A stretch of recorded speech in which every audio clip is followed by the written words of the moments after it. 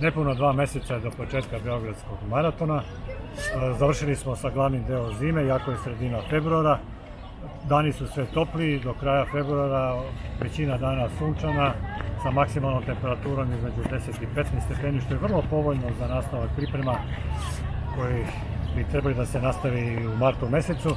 S tim da će biti i kraćih osveženja, da kažem zahlađenja, između 22. i 24. s nešto malo kiše, slično nešto i posljednjeg dana februara i prva 2-3 dana marta, a zatim u martu dalji porast temperature.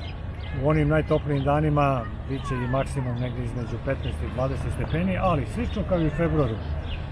Bit će više sunčanih i suvih dana, samo prekinuti sa nekoliko kišovitih dana.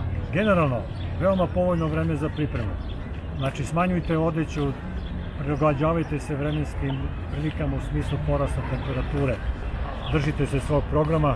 Mislim da će biti vrlo povoljno ovaj period narednih 10 do 15 dana za nastavak priprema.